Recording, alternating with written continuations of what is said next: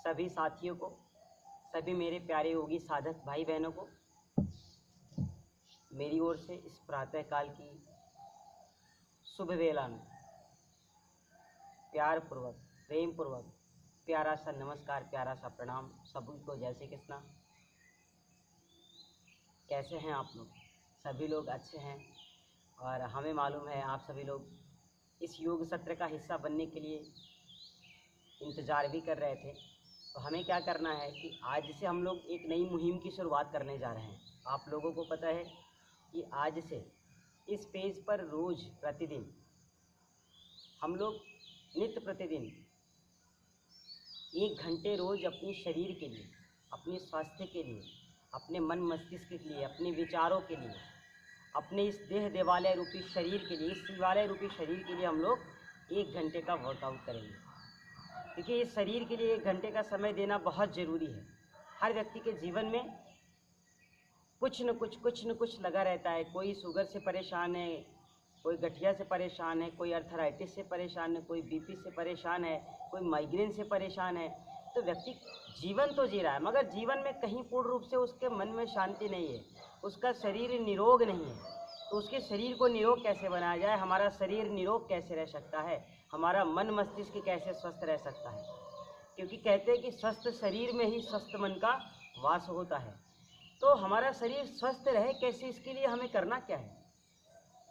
तो हम आपके छोटे भाई योगाचार्य योगी ज्वाला सिंह आप सभी के लिए 1 घंटे का ये अमूल्य समय प्रतिदिन देना चाहते हैं, जिसका कोई कास्ट नहीं है, कोई फीस नहीं है। ये एक सेवा का माध्यम है कि हमारे समाज में रह रहे, इस समाज में रह रहे तमाम हर वर्ग के लोग, चाहे वो किसी भी धर्म के हो, पंथ के हो, मजहब के हों, हर किसी को हमें योग से जोड़ना है। क्योंकि योग से जोड़ करके हमें उनकी स्वास्थ्य को अच्छा बनाना है। जब अब उनका स्वास्थ्य अच्छा रहेगा तो उनके मन मस्तिष्क अच्छे रहेंगे, तभी उनके विचार अच्छे रहेंगे। तो व्यक्ति को जीवन में आगे बढ़ने के लिए स्वास्थ्य की बहुत आवश्यकता होती है। अगर हमारा स्वास्थ्य अच्छा है तो हमारा जीवन अच्छा होता है। तो जीवन अच्छा हो कैसे? इसके लिए हमें रोज़ इस देह देवालय रूपी शरीर के लिए परमात्मा का दिया हुआ यह विशेष शरीर है, हर किसी को नहीं मिलता है। तो हमें मिला है, तो हमारे अंदर कुछ न कुछ तो ऐसी क्षमताएं हैं जिससे हम लोग कुछ अलग कर सकते हैं, कुछ बहुत अच्छा कर सकते हैं, और जिसके उद्देश्य के लिए ही हम लोग इस धरा पे आए हुए हैं। उस उद्देश्य को पूरा करने के लिए ही हमारा जन्म हुआ है। तो हम चाहते हैं कि हमारे उद्देश्य अधूरे ना रह पाए। जिस कार्य के लिए हम इस धरा पे आए उस कार्य को तो कम से कम पूर्ण अवश्य करें। इसके लिए हमें थोड़ा तप करना पड़ सकता है, थोड़ा मेहनत करना पड़ सकता है, थोड़ा समय निकालना पड़ सकता है। तो हमें उसे करने से कोई गुरेज नहीं होना चाहिए। तो आइए, सत्र को शुरू करने से पहले हम लोग सबसे पहले अपने प्रभु को, अपनी ईश को, अपने उस देवत्व को, परमात्मा को, इंशाअल्लाह को, गार्ड को, वाहेगुरु को, जो भी हैं, हम लोग उन्हें याद करेंगे, उन्हें नमन करेंगे, उन्हें प्रणाम करेंगे, और उनका स्मरण करते हुए हम इस सत्र को फिर धीरे धीरे आगे बढ़ाएंगे। क्योंकि यह सत्र अब 1 दिन का तो है नहीं, हमेशा हमें आप लोगों के साथ रहना है। तो हम चाहते हैं कि आपके जो भी इष्ट मित्र हों, जो भी आपके सगे संबंधी हो, जो भी लोग योग की आपसे भी चर्चा कर रहे हों, या फिर उनको लगता हो कि नहीं कोई योग ट्रेनर मिल जाए, या फिर कोई योगा टीचर मिल जाए, या फिर वो की कोई ऐसी वीडियो मिल जाए, तो आप उन्हें इस वीडियो को शेयर कीजिए, क्योंकि वो भी इस योग का लाभ ले सके, प्राणायाम का लाभ ले सकें।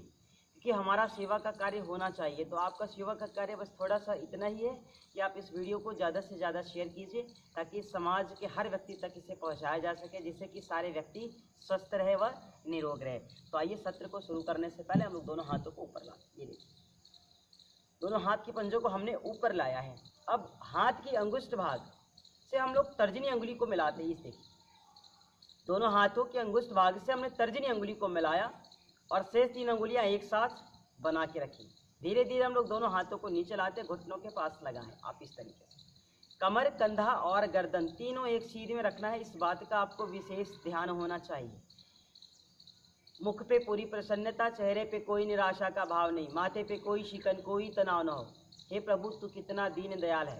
प्रातः काल की इस पावन वेला में, शुभ वेला में, इस खुशी के पल में मैं आपको सत नमन करता हूँ, वंदन करता हूँ, प्रणाम करता हूँ। तो आइए, प्रभु का प्यारा और सबसे प्यारा जो नाम है ओमकार, कहते हैं ओम है परम पिता का नाम, जप लो मन रे शुभ हो शाम। तो हर व्यक्ति को कहीं न कहीं अगर हम अभिवादन में नमस्ते करते हैं, प्रणाम करते हैं, जय श्री कृष्ण करते हैं, जय श्री राम करते हैं, ऐसी बहुत सी चीज़ें हैं जिससे हम लोगों को अभिवादन करते हैं। तो हम लोग ओमकार के साथ भी अभिवादन कर सकते हैं, क्योंकि हमने बता दिया कि ओम है परम पिता का नाम, जप लो मन रे शुभ हो शाम। तो हम लोग ओमकार के साथ, क्योंकि प्रभु का सबसे प्यारा नाम यही है, हर मंत्र से पहले ओम शब्द आता है, तो ओम हम लोगों को करना है। और इसका और भी बहुत बड़ा कारण है, ओमकार इसलिए करना है क्योंकि साइंटिफिक रीज़न इसका ये है कि जब हम एक बार ओमकार करते हैं, एक बार ओमकार करने से केवल इस शरीर में 1,11,000 समथिंग बार वाइब्रेशन होती है। तो सोचिए, जब एक बार ओमकार करने से इस स्थूल शरीर में, इस देह देवालय रूपी शरीर में 1,11,000 समथिंग बार वाइब्रेशन होगा, तो हम स्वस्थ कैसे नहीं हो सकते? हमारा शरीर क्यों नहीं स्वस्थ हो सकता है? कहते जब हम ओमकार करते हैं तो कैंसर, कोलाइटिस, एड्स जैसे घातक रोग भी जब दूर हो जाते हैं केवल ओमकार करने से। प्रतिदिन जब हम ओम का ध्यान करें, मेडिटेशन करें, तो हमारे बड़े से बड़े जब रोग दूर हो सकते हैं, तो हमारी छोटी मोटी व्याधियाँ क्यों नहीं दूर हो सकती? हम अपने मन पे नियंत्रण क्यों नहीं कर सकते? हम अपनी जिह्वा पे, अपनी इंद्रिय पे, अपनी वाणी पे क्यों नहीं नियंत्रण कर सकते? तो आइए उसी प्रभु का जो हम सभी को यहाँ भेज रखा है, उसका हम लोग ध्यान करते हैं। ओमकार के साथ ध्यान करते हुए हम लोग कक्षा को आगे की ओर बढ़ाते हैं। सीधे बैठ जाएं, फिर से हाथों को ध्यान मुद्रा की स्थिति में बनाएं, कमर, कंधा, गर्दन एक सीध में, मुख पे पूरी प्रसन्नता, चेहरे पे कोई निराशा का भाव नहीं, माथे पे कोई शिकन, कोई तनाव नहीं। गहरी सांसों को भरते हुए ओमकार करते हैं।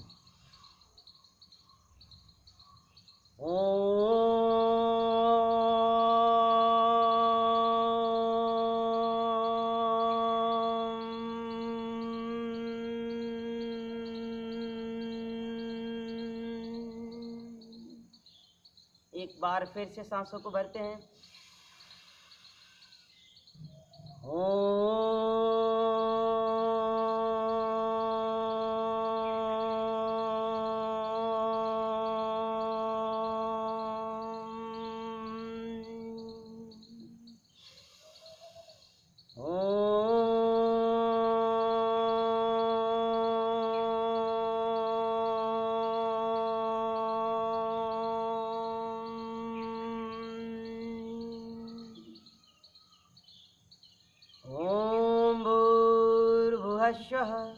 तत्सवितुर्वरेण्यं भर्गो देवस्य धीमहि धियो यो नः प्रचोदयात्। ओम शांति शांति शांति। कुछ देर शांत रहते हैं, आंखों को बंद ही रखना है। कुछ देर शांत रहते, धीरे धीरे हम लोग अपनी दो पार्श्व भागों से खोलते हुए एक साथ ऊपर की ओर लाना है। दोनों हाथों के अंगुष्ठ भाग से अंगुष्ठ भागों को मिलाएं, शेष अंगुलियों को एक साथ मिलाते हुए आपस में हाथों को रश करें। मुख पे प्रसन्नता, चेहरे पे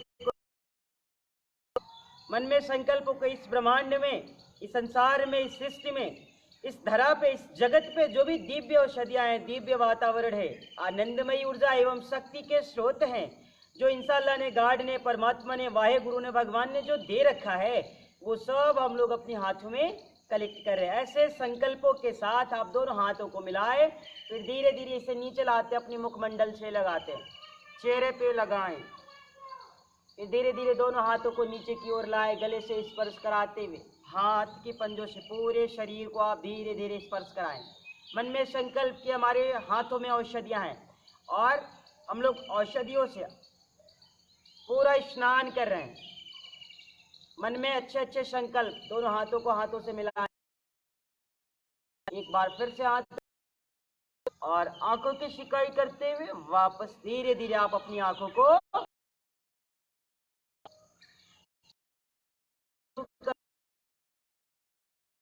प्रारंभ कर, किसी न किसी मंत्रों का उच्चारण करते हैं, पूजा पाठ करते हैं, कुछ न कुछ करते हैं। तो जो योग है यह तो खुद ही एक साधना है। कहते हैं योग व्यक्ति क्यों करे, तो आप ध्यान दीजिए। कहते हैं योगस्य चित्त वृत्ति निरोधा, चित्त की वृत्तियों का निरोध हो जाना ही योग है। तो केवल चित्त की वृत्तियों का निरोध हो जाना या फिर शरीर से कठिन कठिन योगाभ्यास कर लेना, अच्छे अच्छे आसनों को कर लेना, केवल उसी को योग नहीं कहा जाता है। योग हर व्यक्ति के जीवन में होता है, हर व्यक्ति कहीं न कहीं योग से जुड़ा हुआ है। कहते हैं हर व्यक्ति का एक तरीका होता है, हम कहीं न कहीं योग से जुड़े हुए हैं। हर व्यक्ति योग कर ही रहा है, कोई ध्यान योग, कोई भक्ति योग, कोई कर्म योग, कोई राजयोग। हम लोग अपना बिजनेस व्यापार कर रहे हैं, अपने घर के कार्य कर रहे हैं, जो हमारा कर्म है अगर हम वह भी कर रहे हैं तो भी हम कहीं न कहीं कर्म योग से जुड़े हुए हैं। तो हर व्यक्ति कहीं न कहीं योग से जुड़ा हुआ है। अब हमें योग को, प्राणायाम को, एक्सरसाइज को अपने जीवन में लाना है, क्योंकि जब हम योग से जुड़ेंगे, जब योग हमारी जीवन का दिनचर्या बन जाएगा, हमारी दिनचर्या में योग जब शामिल हो जाएगा, तो फिर हमें कभी किसी डॉक्टर के पास नहीं जाना पड़ेगा, कभी किसी वैद्य जी के पास नहीं जाना पड़ेगा। तो शरीर का स्वस्थ रखना बहुत जरूरी है। शरीर स्वस्थ कैसे रहे, इसके लिए मार्केट में कोई ऐसी टैबलेट नहीं आती है। आप हमेशा प्रसन्न कैसे रहे, आपके अंदर पॉजिटिविटी कैसे आए, आपका मुख हमेशा प्रसन्नताओं से बना रहे, आपके मुखमंडल पे ओज, तेज, कांति, आभा हमेशा बनी रहे, इसके लिए कौन सी ऐसी मार्केट में टैबलेट है, ऐसा कौन सा इंजेक्शन है जिससे हम लोग लेने के बाद बिल्कुल फिट हो सकते हैं? शायद ऐसा कोई इंजेक्शन या कोई ऐसी टैबलेट नहीं है। आपको अपने जीवन को अच्छा बनाना है, अपने चरित्र को अच्छा बनाना है, अपने विचारों को अच्छा बनाना है, अपने मन मस्तिष्क को अच्छा बनाना है, तो फिर आपको योग से जुड़ना पड़ेगा। और जिस दिन आप योग से जुड़ने के लिए संकल्पित हो जाएंगे, उस दिन मैं आपको गारंटी के साथ कहता हूं कि आप 3 से 5 दिन से जब करना शुरू करेंगे और फिर धीरे धीरे आपके जीवन का योग हिस्सा बन जाएगा, फिर आप किसी भी डॉक्टर के पास नहीं जाएंगे, किसी भी वैद्य के पास नहीं जाएंगे, कोई बीमारी आपको नहीं रहेगी। और याद रखना है, अगर आपको अपने घर परिवार को अच्छा रखना है, अपने बीवी बच्चों का पालन करना है, अपने माता पिता, अपने नातेदार रिश्तेदारों का ख्याल रखना है, तो आपके शरीर का स्वस्थ होना 100% बहुत जरूरी है। और शरीर स्वस्थ रहेगा तभी आप अपने घर का लालन पालन कर सकते हैं और समाज के हित में, देश के हित में, राष्ट्र के हित में कोई न कोई एक अच्छा कार्य कर सकते हैं। तो योग सभी के जीवन के लिए बहुत अति आवश्यक है। कहते योग हाथों पैरों का हिलाना नहीं होता, योग एक आत्मानुशासन है, योग जीवन जीने की कला है। योग व्यक्ति को वामन से विराट, पुरुष से महापुरुष बनाने का एक अद्भुत व सार्वभौमिक विद्या है, जो हमारी ऋषियों की देन है, जो हमारी ऋषि परंपरा, वैदिक परंपरा में पहले से योग चला आ रहा है। अब उस योग को हमें घर घर तक पहुंचाना है, आप सभी तक पहुंचाना है कि आप भी उस योग की विद्या को लीजिए और अपने जीवन को कृतार्थ कीजिए। तो आइए, सबसे पहला जो प्राणायाम है, कहते हैं जो प्राणायाम है, प्राणायाम है क्या? प्राण धन आयाम। हम लोग प्राणायाम से शुरू करते हैं। प्राण धन आयाम तो सभी को पता है, प्राण का अर्थ श्वास से होता है। चलते चलते रुक जाए, ना जाने कब श्वासा, एक क्षण में ही खत्म हो जाए जग से सभी तमाशा। तो ध्यान दीजिए, ये जो श्वास की गिनती है, जो सांसों को हम लेते हैं, तो केवल सांसों को लेना है और छोड़ना है। सांसों से जो हम क्रिया करेंगे वो प्राणायाम कहलाती है। तो हम क्या करते हैं, प्राणायाम जो है तो वो तो कई प्रकार का प्राणायाम है। तो हम जो पहला प्राणायाम कर रहे हैं,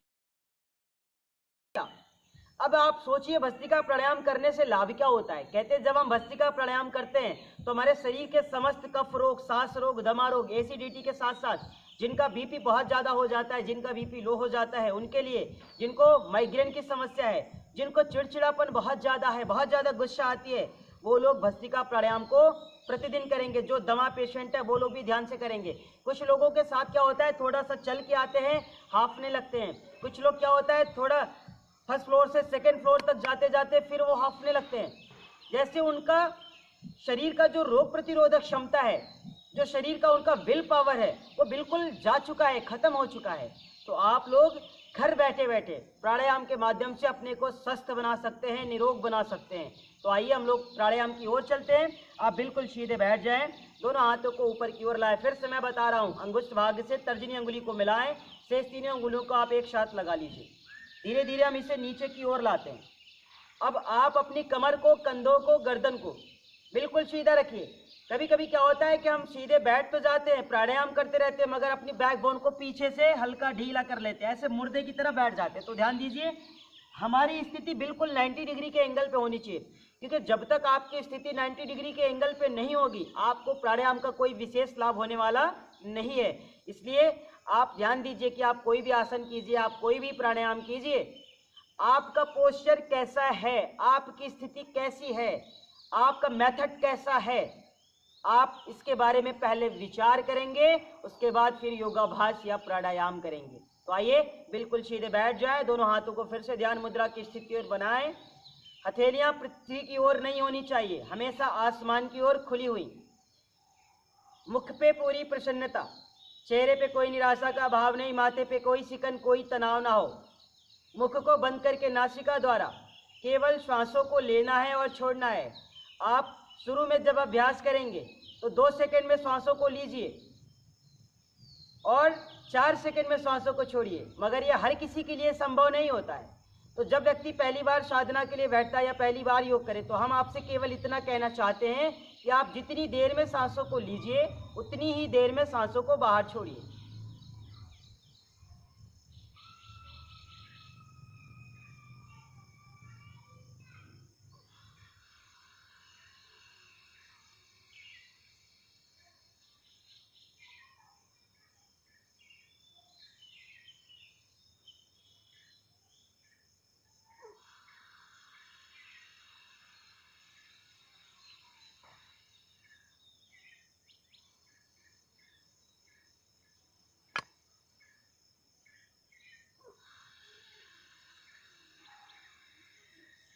लगातार प्रसन्नता के साथ आप सांसों को लीजिए और छोड़िए। जितनी देर में सांसों को लेना है उतनी देर में आप धीरे धीरे छोड़िए। पहले जब आपका अभ्यास हो जाएगा तो फिर इसके बाद हम इसकी जो पैटर्न है, जो इसका मेथड है, उसको थोड़ा बदलेंगे।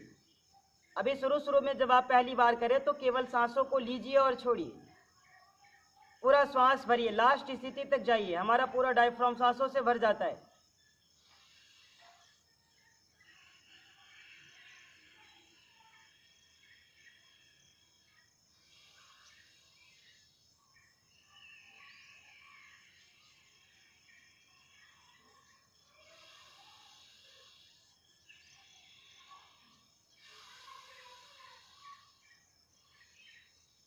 इस तरीके से हम प्रीतिपूर्वक, प्रेम पूर्वक, प्रसन्नता के साथ हमेशा निरंतर गति से कम 3 मिनट से लेकर के 5 मिनट तक हम भस्त्रिका प्राणायाम करेंगे। क्योंकि भस्त्रिका प्राणायाम हर सामान्य व्यक्ति को, जिसको कोई रोग नहीं है, जिसको कोई व्याधि नहीं है, उन्हें भी कम से कम 5 मिनट तो अवश्य ही करना चाहिए। तो हम कोशिश करेंगे 3 से 5 मिनट करें। जिन भाई बहनों का अगर 3 से 5 मिनट वन टाइम में ना हो सके तो वो कोई बात नहीं, आप उसे 2 टाइम में कीजिए, 3 टाइम में कीजिए, मगर ध्यान दीजिए कि आप जब भी करें तो कोशिश कीजिए कि कमर को सीधा करके ही करें। कुछ ऐसे भी भाई बहन होंगे या कुछ ऐसी हमारी माताएं बहनें हो सकती है जिनका वजन बहुत ज़्यादा होता है, वह बहुत ज़्यादा देर तक सीधे नहीं बैठ सकते हैं। तो वो उस स्थिति में पैरों को सीधा करके या फिर टेक लेकर के बैठेंगे, मगर कमर को सीधा रख करके ही प्राणायाम करेंगे। तो ये रहा भस्त्रिका प्राणायाम। शुरू में हम जितनी देर में सांसों को ले उतनी देर में छोड़े। धीरे धीरे जब आपकी साधना अच्छी हो जाए तो फिर आप 2 सेकंड में सांसों को लीजिए और 4 सेकंड में धीरे धीरे सांसों को छोड़ने की कोशिश कीजिए। जब इस तरीके से आप प्राणायाम करेंगे तो आपके हृदय भी मजबूत हो जाएंगे, आपके विचारों में भी परिवर्तन होगा, आपका शुगर लेवल बढ़ा है वो भी ठीक हो जाएगा। जो लोग इंसुलिन लेते हैं उनका इंसुलिन बंद हो जाएगा, जिनका बीपी बढ़ जाता है, जिनका लो हो जाता है, सबके लिए बहुत अच्छा है। साथ ही साथ उन साधक भाई बहनों के लिए बहुत अच्छा है जो भी फौज में जाना चाहते हैं, तो दौड़ना चाहते हैं, जो अपना विल पावर बढ़ाना चाहते हैं, अपनी इम्यूनिटी को मजबूत करना चाहते हैं, जो चाहते हैं कि हमारा जो हीमोग्लोबिन है वो बहुत अच्छा रहे, 15-16 रहे, 14-15 रहे, वो लोग भस्त्रिका प्राणायाम को प्रतिदिन 5 मिनट से लेकर के इसे आप 10 से 15 मिनट तक का अभ्यास करेंगे तो आप इन सारी समस्याओं से निजात पालेंगे। तो ये रहा हमारा पहला प्राणायाम जिसका नाम है भस्त्रिका प्राणायाम। आगे की ओर चलते हैं। जो दूसरा प्राणायाम हम करेंगे उसका नाम है कपाल भांति। कपाल का अर्थ सिरा से होता है, ध्यान दीजिए, और भांति का मतलब होता है चमक। कहते हैं जिस प्राणायाम को करने से मुखमंडल पे ओज, तेज, कांति, आभा, चमक की वृद्धि हो जाए उस प्राणायाम का नाम है कपाल भांति। मगर ध्यान देना है, कपाल भांति ही केवल एक ऐसा प्राणायाम है जिससे व्यक्ति के शरीर के 99% व्याधियां जो होती है वो दूर हो जाती है। वो कोई भी व्याधि हो, जो लोग मोटापा से बहुत परेशान हैं वो लोग कपालभाति करेंगे। 1 सेकंड में 1 स्ट्रोक जब वो कपालभाति करते हैं तो 1 स्ट्रोक के साथ ही उनके शरीर का 1 ग्राम वजन कम होता है। तो जो लोग अपना वजन घटाना चाहते हैं, जिनका एज के हिसाब से, हाइट के हिसाब से वजन कम है, वो लोग कपालभाति जब करते हैं तो उनका वेट बिल्कुल इक्वल हो जाता है, जितना होना चाहिए उतना हो जाएगा। जो लोग बहुत डिप्रेशन में चले गए, हमेशा तनाव से ग्रसित रहते हैं, उनके चेहरे की खुशी ही कपालभाति प्रतिदिन किया करेंगे। कुछ नहीं करना है, आप हमने बताया है कि आपको जितनी देर प्राणायाम करना है बिल्कुल सीधे बैठ के करना है। सीधे बैठ जाएं, चीजें नासिक बाहर,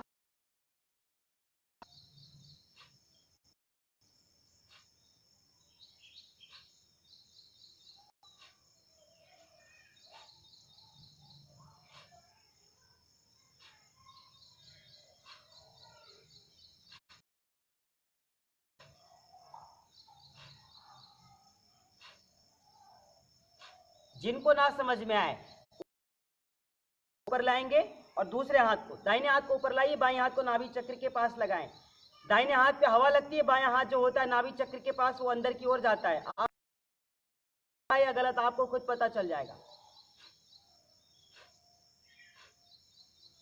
अगर हवा लग रही है और आपका नाभि चक्र 1 इंच से 2 इंच भी, आधा इंच भी अंदर जा रहा है तो आप समझिए कि आपकी जो मेथड है, आपका जो प्रक्रिया है, आप कपालभाति अच्छी तरीके से कर रहे हैं। तो ये रहा दूसरा प्राणायाम कपालभाति। ध्यान देना है, कुछ स्थितियों में हमें कपालभाति नहीं करना है।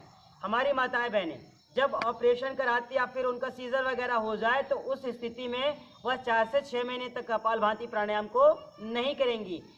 दूसरा, जब मासिक का समय आता है, जब पीरियड का समय आता है हमारी माताओं बहनों का, तो पीरियड के समय में हमें कम से कम 1 सप्ताह तक कपालभाति प्राणायाम को नहीं करना है। भाई हमारे ध्यान देंगे, जब हमारे सर में बहुत ज्यादा दर्द हो रहा हो, उस स्थिति में कहते सर दर्द हो तो थोड़ा प्राणायाम कर लो, लाभ हो जाएगा। प्राणायाम तो करना है मगर आपको भस्त्रिका करना है, नाड़ी शोधन करना है, न कि कपालभाति। क्योंकि जब आपके सर में पहले से दर्द रहता है, उस स्थिति में जब आप कपालभाति करते हैं तो इस पे प्रेशर पड़ता है स्ट्रोक लगाते समय, जिससे कि आपके सर के दर्द भी बढ़ सकते हैं। तो कुछ विशेष स्थितियों में छोड़ करके हम कपालभाति को प्रतिदिन अगर 3 मिनट से लेकर के 5 से 10 मिनट तक करना शुरू कर दिए तो धीरे धीरे हमारा शरीर रोग से, व्याधियों से निवृत्त हो जाएगा और हम पूर्ण रूप से स्वस्थ हो जाएंगे। तो आज के लिए केवल 2 प्राणायाम है। अब हम बैठे बैठे 4 से 5 आसनों को करेंगे। तो जो 4 से 5 आसन है उसको भी करना है, उसके बारे में जानना है, उसके क्या लाभ है। तो आइए सीधे बैठ जाते हैं। अब हम आपको एक सबसे पहला आसन बता देते हैं, सुखासन। जैसे हम लोग घर में बैठते हैं तो सुखासन क्या होता है। अब इसका नाम ही सुख है कि सुख की स्थिति में बैठना है। और आपको तो स्थिर सुखासनम, स्थिरता पूर्वक जिस आसन में हम ज़्यादा देर तक बैठ सकते हैं उसी आसन को लगा करके हमें और आपको बैठना है। तो जो सबसे सरल आसन होता है वह होता है सुखासन। आप आराम से पालथी लगा लीजिए और पालथी लगा के हम धीरे से आराम से बैठ जाती है। अब सुख का नाम तो बड़ा अच्छा है, सुख। अब हम सीधे बैठ गए पालथी लगा के, इस तरीके से भी आप लगा सकते हैं, ये आसन हो जाएगा। मगर जब आप पैर को नीचे रखेंगे तो ये पालथी लगा के हम सुखासन की स्थिति में बैठें, दोनों हाथों को सीधा करके बैठें। तो सुखासन की स्थिति अच्छी होती है।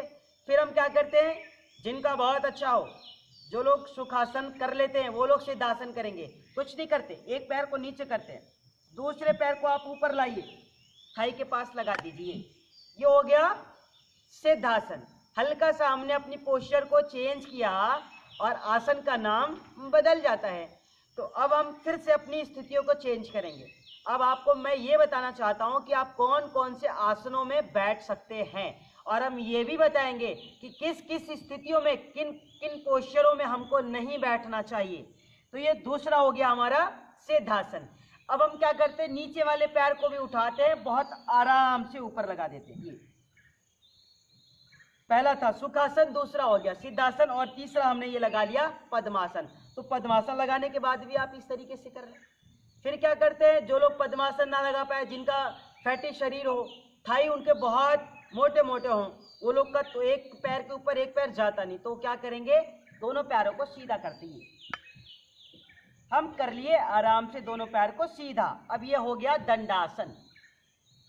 पहला था सुखासन, दूसरा हो गया सिद्धासन, तीसरा हो गया आपका पद्मासन, चौथा हो गया आपका दंडासन।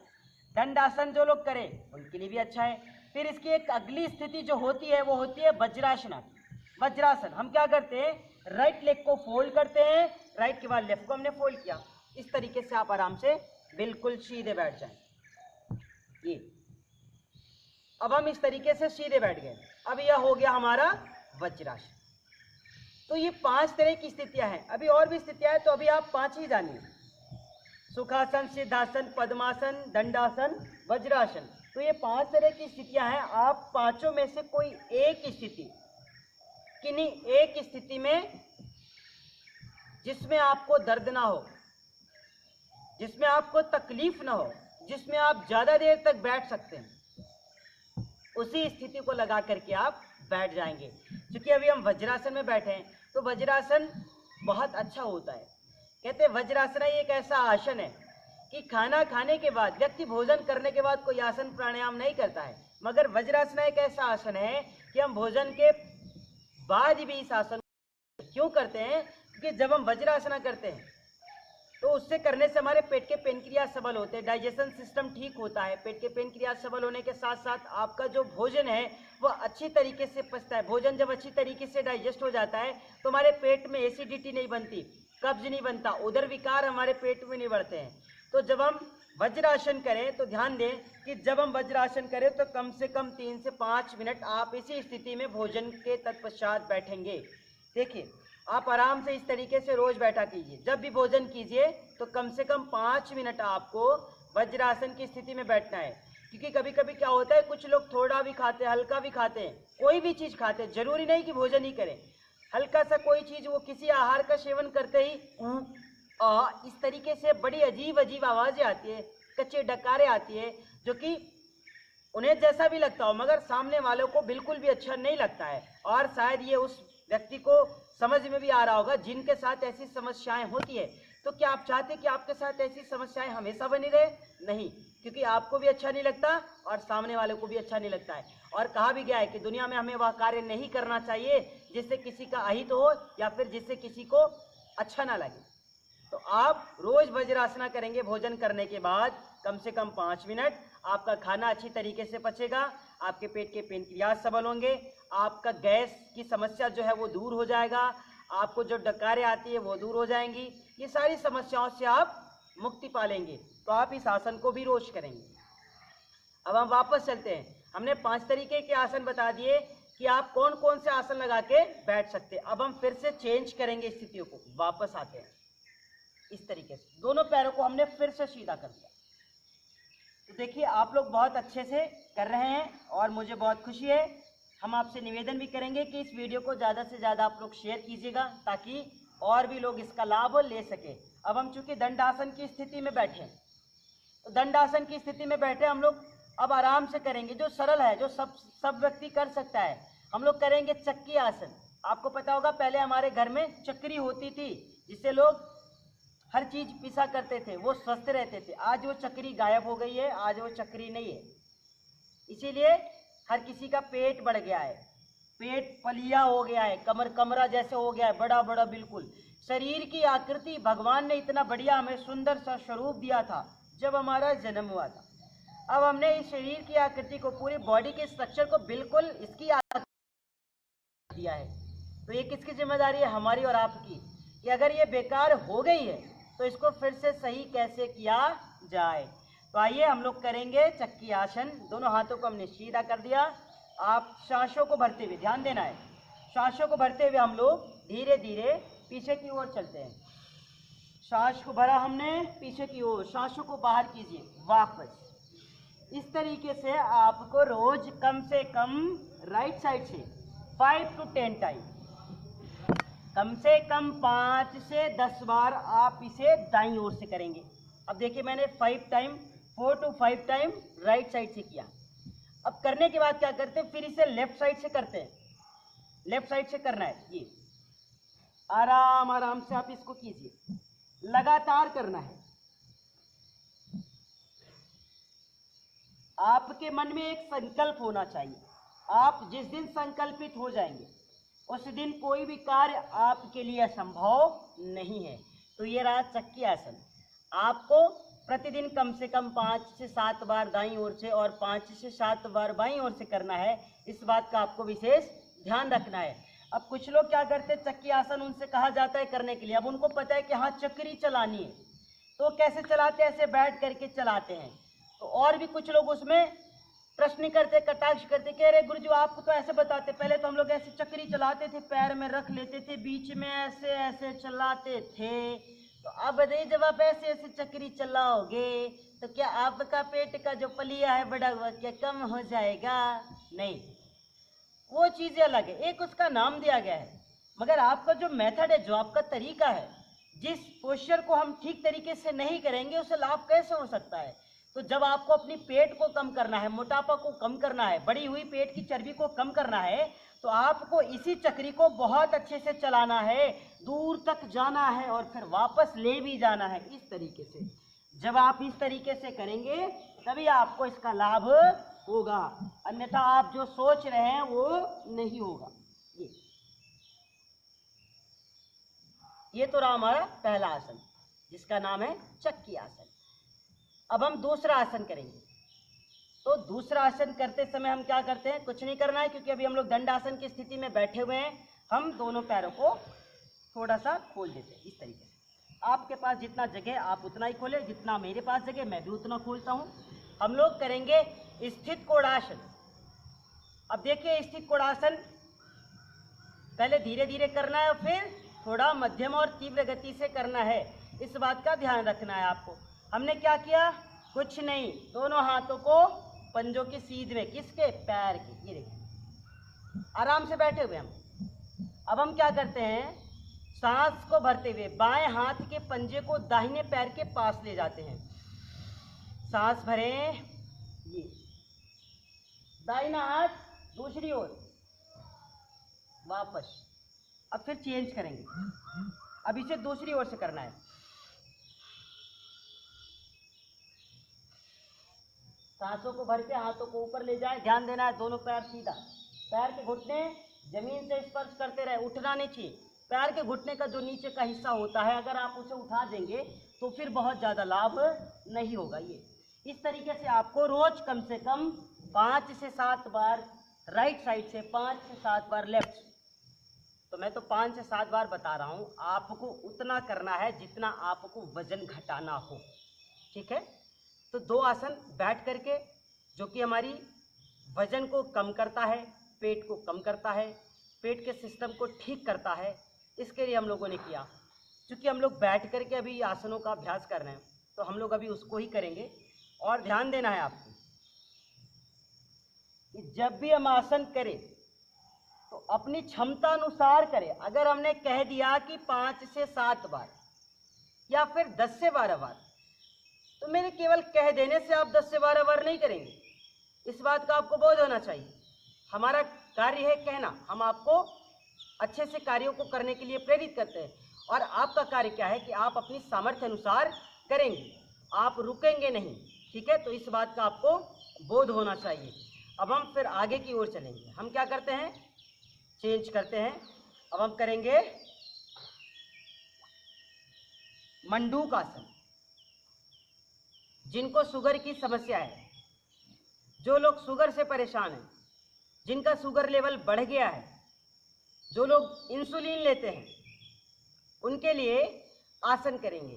तो उनके लिए जो सबसे अच्छा आसन है शुगर के लिए, शुगर पेशेंट के लिए जो बहुत अच्छा आसन है उसका नाम है मंडूक आसन। हम क्या करते हैं, दोनों पैरों को सीधा करते हैं आराम से।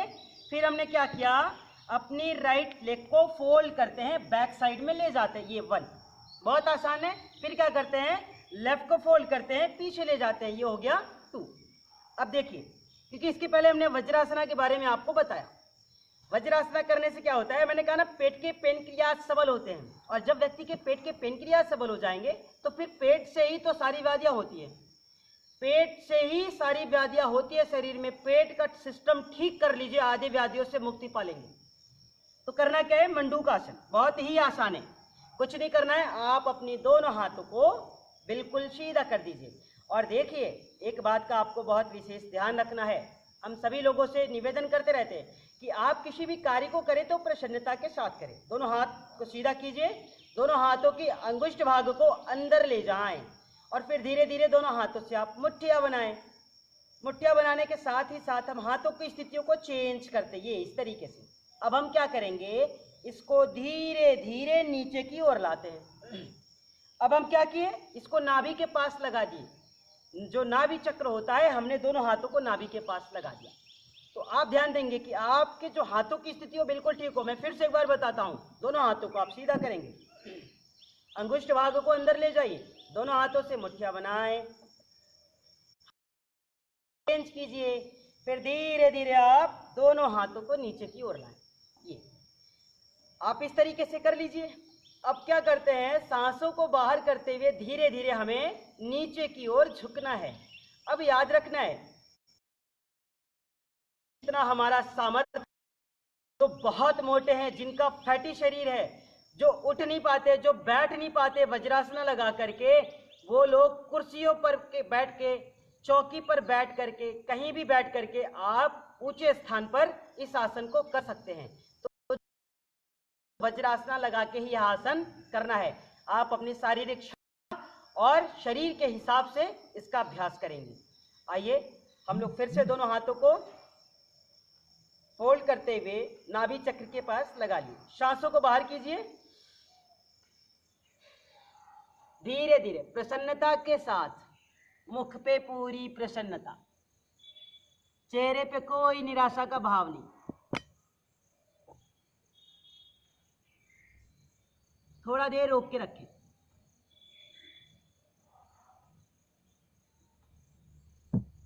कम से कम 10 सेकेंड से लेकर के 30 सेकेंड तक आपको रुकना है, आधा मिनट तक।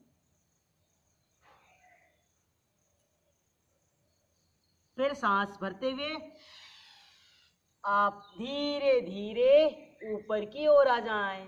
ये प्रसन्नता के साथ एक बार फिर सांसों को बाहर करते हुए प्रसन्नता के साथ आप धीरे धीरे नीचे की ओर आए। सामर्थ्य अनुसार योगाभ्यास 10 सेकेंड से लेकर के आप 30 सेकेंड तक रोक के रखें।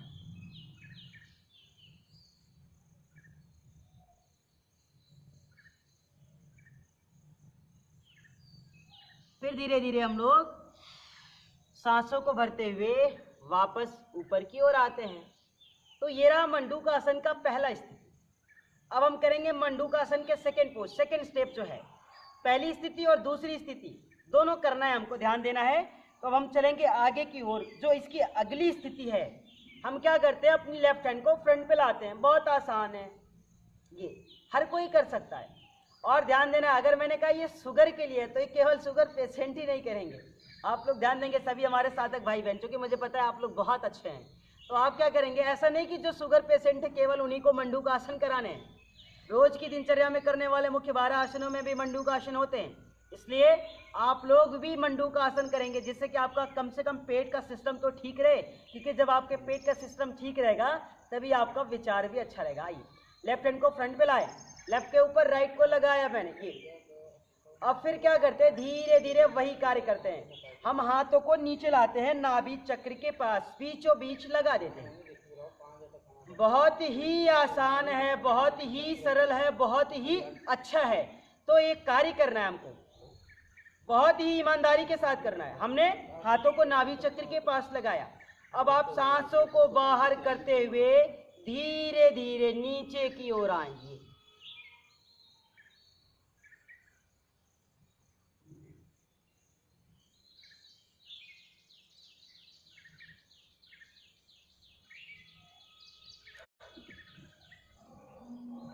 फिर सांसों को भरते हुए आप धीरे आए प्रसन्नता के साथ। हमेशा प्रसन्न होकर के आपको योगाभ्यास करना है। एक बार फिर आप अपनी क्षमता अनुसार, सामर्थ्य अनुसार रुकेंगे। और ध्यान देना, जिनका इंसुलिन का समस्या हो, जो लोग इंसुलिन लेते हैं, जिनका शुगर लेवल सच में बढ़ा हुआ है, वो लोग कम से कम 10 सेकंड से लेकर के 20 सेकंड तक अपने शरीर को उसी स्थिति में रोक करके रखेंगे, जिससे कि उनका इंसुलिन बंद हो जाए, उनका शुगर लेवल कम हो जाए। तो आपको थोड़ा देर रुकना भी पड़ेगा, हो सकता है थोड़ी सी कठिनाई आए, तो आपको परेशान नहीं होना है, क्योंकि हर अच्छे कार्य में कठिनाइयाँ आती ही है। आइए एक बार फिर से सांसों को बाहर करते हुए धीरे धीरे आप नीचे की ओर आएं और कुछ देर आप इसी स्थिति में अपनी शरीर को रोक के रखें, यथास्थान की स्थिति बनाए रहें।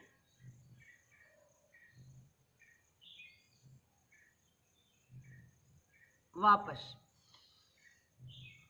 आप धीरे धीरे फिर सांस लेते हुए ऊपर आ जाएंगे और फिर हमने दोनों हाथों को खोल दिया। तो ध्यान देना है, करना क्या है आपको, जब भी आप कोई एक आसन कीजिए तो आसन में आप कुछ देर रोक के रखिए शरीर को, क्योंकि मुझे पता है, जैसे हमने कहा, हर अच्छे कार्य में थोड़ी सी समस्याएं आती है, तो हो सकता है कि आपको थोड़ा दर्द महसूस हो, तो उस स्थिति में आपको घबराना नहीं है। क्यों? क्योंकि धीरे धीरे अभ्यास जब आप करने लगेंगे और जैसे जैसे आपका अभ्यास अच्छा होता चला जाएगा, आपका 10 सेकेंड नहीं, 20 सेकेंड नहीं, 30-30 सेकेंड रुकने का आदत स्वतः ही हो जाएगा। इसके लिए आपको कोई तपस्या करने की जरूरत नहीं है, केवल और केवल मेरे साथ रोज 1 घंटे साथ देने की है और शरीर को स्वस्थ बनाने के लिए आप 1 घंटे मेरे साथ योगाभ्यास करेंगे। धीरे धीरे आपका ये स्वतः ही होने लगेगा। ये रहा हमारा पहला आसन, जिसका नाम था मंडूकासन। मंडूकासन की पहली और दूसरी दोनों स्थितियों को हम लोगों ने किया। अब चूंकि हम वज्रासना लगा करके बैठे हैं, तो वज्रासना में हम एक और आसन कर लेते हैं। आइए हम अभी अपनी स्थितियों को थोड़ा चेंज करेंगे, आप बिल्कुल वैसे ही रहें सीधे। हम करेंगे शशांक आसन, शशक आसन, जिसे रैबिट पोज भी कहा जाता है, खरगोश।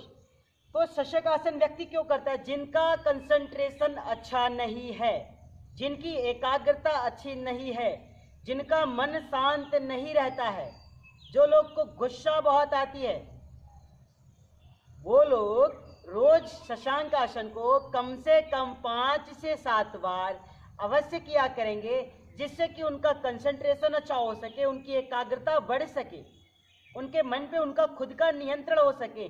यह हमें स्वयं करना चाहिए और अपने घर में छोटे छोटे बच्चों को भी कराना चाहिए, क्योंकि बच्चे हमारे बहुत चंचल होते हैं। अगर वो लोग चंचलता के साथ साथ इस आसन को करते रहेंगे तो बहुत ही बुद्धिजीवी और बहुत ही संयमित जीवन होगा उनका। इस बात को आप नोट कर लीजिए। आइए दोनों हाथों को आप बिल्कुल सीधा करके थाई के पास रखें, कमर कंधा गर्दन एक सीध में, गहरी सांस भरते हुए धीरे धीरे हम लोग अपनी दोनों हाथों को खोलते हुए पीछे की ओर ले जाते हैं।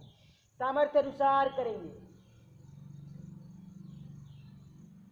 सांसों को बाहर करते हुए धीरे धीरे आप अपने हाथों को नीचे लाएं और जितना आगे ले जा सके आगे की ओर ले जाएं। हाथों को कोहनी जमीन से लगाएं, मस्तक को जमीन से लगाएं।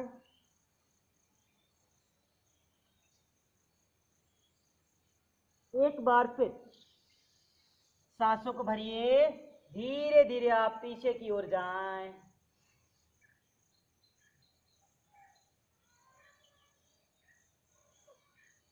सांसों को बाहर कीजिए, धीरे धीरे वापस आइए। एक साथ हाथों को आगे की ओर ले जाएं, मस्तक को जमीन से लगाएं।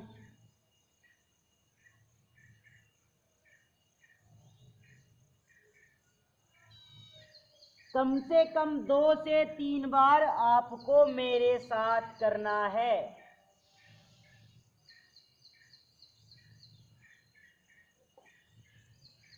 सांस भरते हुए पीछे, सांसों को बाहर कीजिए, धीरे धीरे वापस आइए। अब आप तीसरी बार में कोशिश कीजिए 10 से 20 सेकंड रोक के रखिए अपने आप शरीर को, मस्तक को जमीन से लगा के रुके।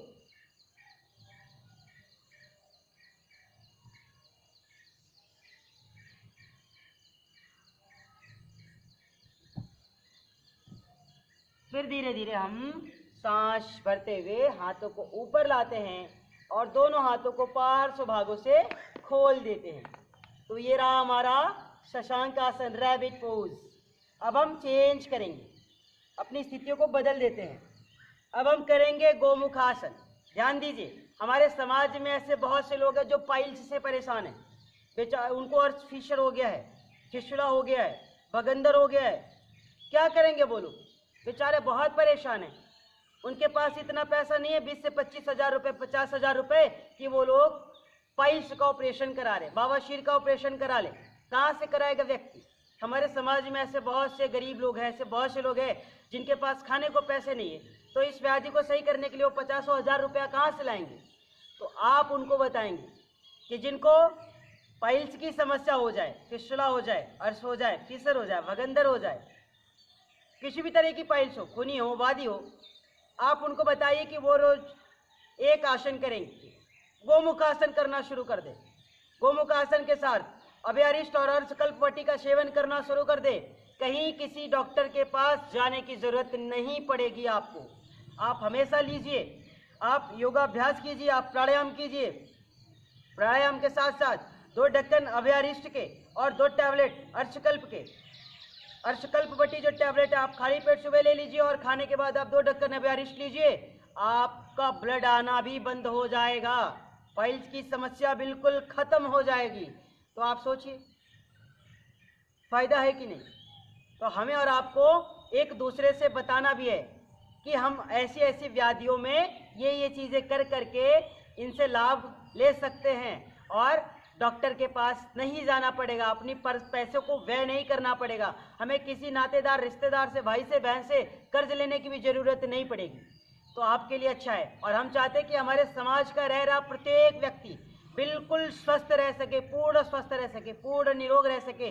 मेरी ऐसी दिली इच्छा है, मेरी ऐसी सोच है, मेरी ऐसी विचारधारा है कि हम समाज के हर लोगों को निरोग बनाने के लिए क्या कर सकते, कैसे उनको हम स्वस्थ बना सके, कैसे उनका जीवन अच्छा बना सके।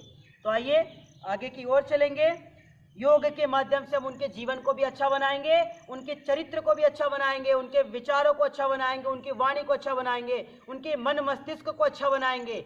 जब उनका ये सब परिवर्तित हो जाएगा, जब उनकी चित्त की वृत्तियां शांत हो जाएंगी, तब वही साधक, वही योग साधक, आप जैसे योग साधक भाई बहन इस देश के लिए, इस राष्ट्र के लिए, इस जगत जननी, इस मातृभूमि के लिए, इस धरती माँ के लिए कुछ कर गुजरने का आपके अंदर सामर्थ्य आ जाएगा, जोश आ जाएगा, जज्बा आ जाएगा कि यह जीवन अब निरर्थक नहीं जाने देना है। इस जीवन का कोई ना कोई एक अर्थ होना चाहिए, क्योंकि बिना अर्थों का जीवन व्यर्थ है। इसलिए अपने जीवन का कोई एक अर्थ बना लीजिए, कोई एक एम बना लीजिए, कोई एक लक्ष्य बना लीजिए, टारगेट बना लीजिए कि मुझे तो ये कार्य करके ही रहना है। तो मेरा एक टारगेट है कि आप जैसे सभी योगी साधक भाई बहनों का साथ लेकर के, आपके सहयोग से इस समाज को, इस राष्ट्र को, इस देश को स्वस्थ बनाने में एक महत्वपूर्ण भूमिका निभा सकूं, एक महत्वपूर्ण भूमिका निभाते हुए इस जीवन को जी सकूं, ऐसी मेरी कामना है, ऐसी मेरी अभिलाषा है। और यही आपकी भी होनी चाहिए कि पूर्ण रूप से स्वस्थ रहते हुए, पूर्ण रूप से निरोग रहते हुए हमें समाज में रह रहे प्रत्येक व्यक्ति तक, हर एक घर तक, लास्ट घरों तक हमें इस योग की विद्या को, इस प्राणायाम की विद्या को, भारत परंपरा, ऋषि परंपरा, वैदिक परंपरा की इस विद्या को हमें दूर दूर तक पहुंचाना है। आइए वज्रासन, लोग अपनी राइट लेग को फ्रंट पे लाए, ऐसे इस तरीके से हमने वज्रासन लगा के बैठे। हम क्या करते हैं, राइट लेग को फ्रंट पे लाते हैं, फोल्ड करते हुए आप इसे ले जाए लेफ्ट लेग की थाई के ऊपर, ऐसे ये बाएं तरफ। अब क्या करते हैं, कुछ लोग ऐसे बैठ जाते हैं, ऐसे ये उठा रहता है, ये गलत है। आप क्या करेंगे, कुछ नहीं करना है, आप इसको आराम से ले जाइए। हमने क्या किया, अपनी पैर की पंजों को देखिए, ये पीछे की ओर रख दिया। इस स्थिति में हमारा ये जो घुटना ये देखिए मिला हुआ, ऐसे आपका होना चाहिए। आप क्या करेंगे, कुछ नहीं करना है, हमारा राइट लेग ऊपर है, जो पैर ऊपर वो हाथ ऊपर, ये इस तरीके से, और जो पैर नीचे है वो हाथ नीचे से जाएगा। पीछे से आप दोनों हाथों को पकड़ लेंगे इस तरीके से, गर्दन सीधी रखिए, कोहनी को सीधा रखिए, मुख पे प्रसन्नता। कुछ भाई बहन के, योग साधक लोगों के हाथ पकड़ में नहीं आ रहे होंगे, तो उस स्थिति में उन्हें घबरा, वापस। अब हम इसे आप एक बार फिर आपको पीछे से करके दिखाते हैं।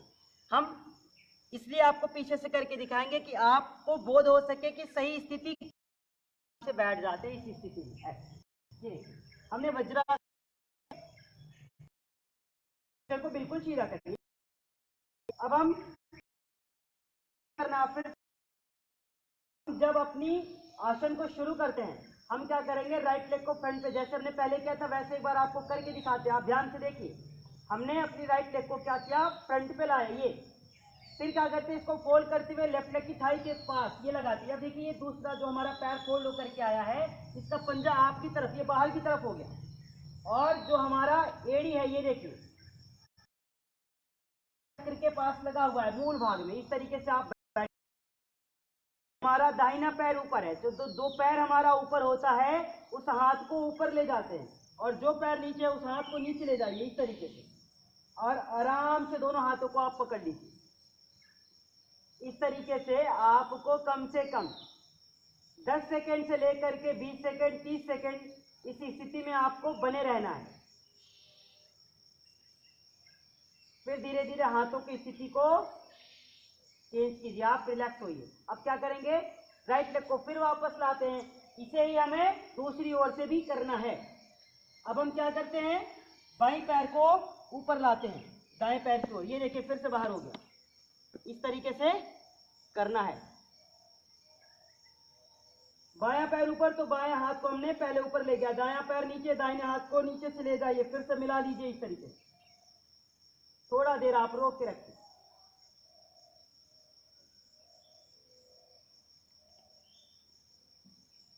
अब धीरे धीरे वापस हाथों को छोड़ दीजिए। अब हम अपनी स्थितियों को चेंज कर लेते हैं। इस तरीके से है कि रोज कम से कम 3 से 5 बार से लेकर के 10 से 12 बार तक इसको करना रहेगा। तो ये रहा 3 से 4 आसन जो भी हम लोगों ने बैठ करके किया है।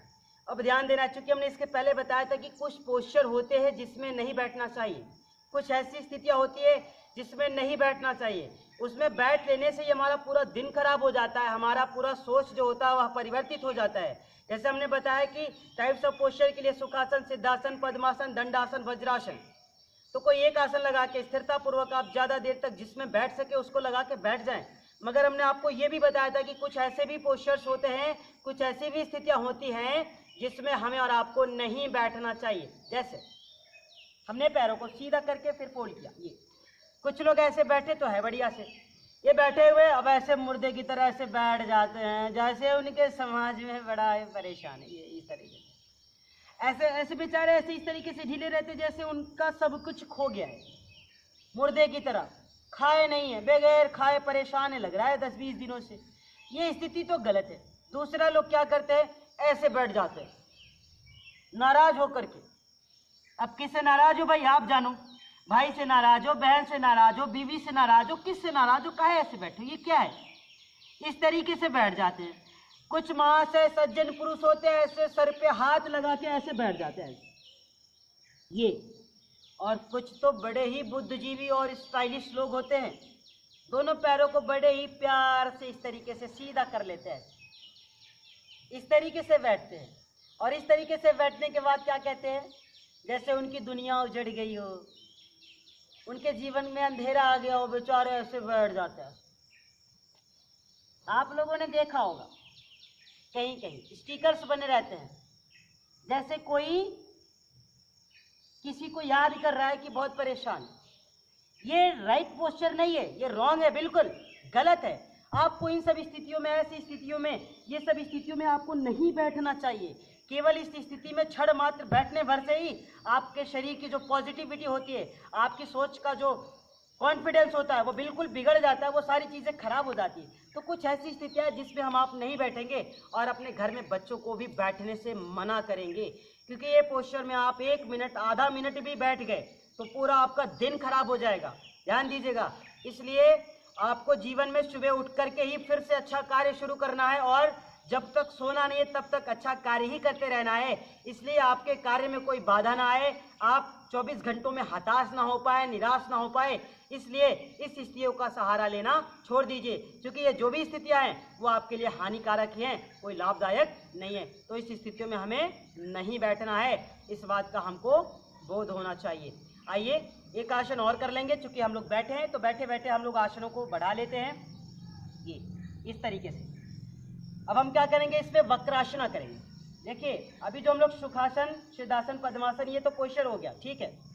आसन जैसे शुगर के लिए मैंने बताया मंडूकासन, तो मंडूकासन शुगर के लिए अच्छा होता है, मगर शशांक आसन तो कंसंट्रेशन को बढ़ाने के लिए होता है। बट करना क्या है, शशांक आसन में भी हम नीचे की ओर ही झुकते हैं, जिससे हमारे पेट के पेनक्रियाज सबल होते हैं, बल पड़ता है पेट पे, इसलिए वो आसन भी हमें अवश्य करना चाहिए। और जब रोगानुसार योग का पैकेज हम लोग करेंगे तब हम आपको एक एक रोग के बारे में पूरे आसन कौन से होने चाहिए, कौन कौन सा प्राणायाम करना चाहिए, मोटापा कम करने के लिए कौन सा आसन है, शुगर को भगाने के लिए कौन सा आसन है, हार्ट बीपीआई के लिए कौन सा आसन प्राणायाम है, तो हम उसके लिए आपको एक विशेष रोगानुसार योग का भी पैकेज अलग से कराया करेंगे। तो आप अभी धीरे धीरे देखिए, हमने दोनों पैर को सीधा किया, पहले दंडा, राइट लेग को फोल्ड किया, बैठ गया आराम से। अब राइट हैंड को क्या करते हैं, बैक साइड ले जाते हैं। जो पैर फोल्ड कीजिए आप उसको बैक साइड ले जाइए, जो दूसरा हाथ है लेफ्ट हैंड उसको फोल्ड किए हुए पैर की बैक साइड से लाइए और जो सीधा है पैर उसकी तरफ ले जाइए, घुटनों को पकड़िए, दृष्टि पीछे की ओर जहां हाथ का पंजा है।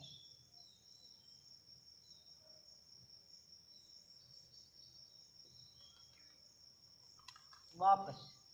जो लोग कमर दर्द से परेशान है ध्यान देंगे, उनके लिए बहुत ही अच्छा आसन है ये। फिर चेंज करते, अभी से आपको दूसरी ओर से करना है।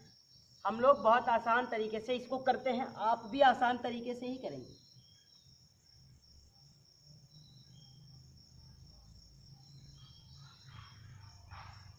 वापस। तो इस तरीके से हमको रोज जो सरल सरल आसन है वो बैठ के करना चाहिए। क्योंकि आज जो हम लोगों ने अभी आसन किया, प्राणायाम किया, तो आज का आसन और प्राणायाम और आज का जो योग सत्र रहा, ये केवल एक हमारा और आपका एक इंट्रोडक्शन योग शिविर है। मतलब हम केवल छोटी छोटी जानकारियां और योग क्यों करना चाहिए, योग किस लिए जरूरी है और व्यक्ति के जीवन में योग का होने से क्या महत्व होता है, इन सब के लिए हमारा था। और अब आपको पता ही है कि हम अब आपसे रोज सुबह 6 बजे से लेकर के 7 बजे तक आपके साथ ही रहना है, हमको आपके साथ ही जुड़ करके योगाभ्यास करना है और आप भी करेंगे, आपको कराना भी है। तो इसके लिए अब हमें रोज ही एकत्रित होना है समय से अपने। तो आज हम बहुत ज़्यादा चीज़ों को नहीं कराएंगे और एक भजन के माध्यम से हम आपको प्रेरित भी करना चाहेंगे। क्योंकि जीवन में अगर हम किसी कार्य के लिए सोचते हैं कि चलो आज से नहीं करेंगे, कल से करेंगे, कल से नहीं करेंगे, परसों से करेंगे। हमारे घर में दादा दादी लोग हम लोगों को बताते थे तो बड़ी अच्छी अच्छी चीज़ें बताते थे कि बेटा काल करे सो आज कर, आज करे सो सब, अब वो बताते हैं।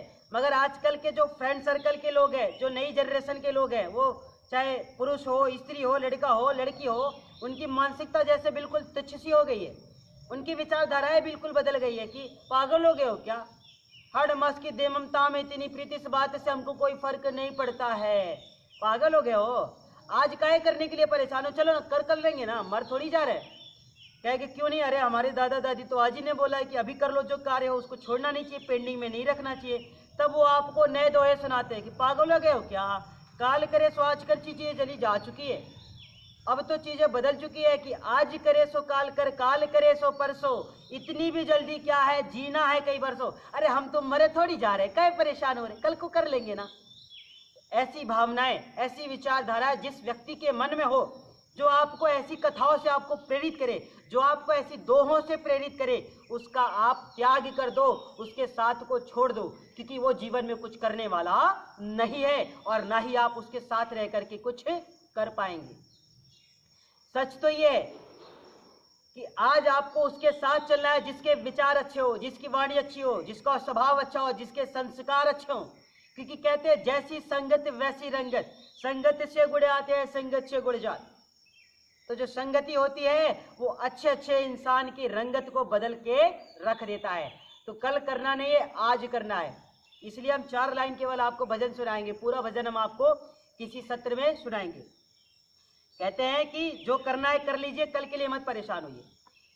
फिर मत कहना कुछ कर न सके, फिर मत कहना कुछ कर न सके, फिर मत कहना कुछ कर न सके, फिर मत कहना कुछ कर न सके, फिर मत कहना कुछ कर न सके, नहीं जीवन अब तक संवर सके, फिर मत कहना कुछ कर न सके, फिर मत कहना कुछ कर न सके।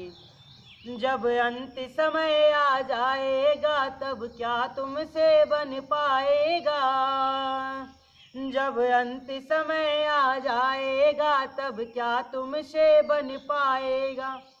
यदि शक्ति समय के रहते ही आचार विचार सुधर न सके, फिर मत कहना कुछ कर न सके, फिर मत कहना कुछ कर न सके। होता तब तक ना सफल जीवन है, प्राण रूप सब तन मन धन। ये जीवन तब तक सफल नहीं होता है। होता तब तक ना सफल जीवन है, प्राण रूप सब तन मन धन।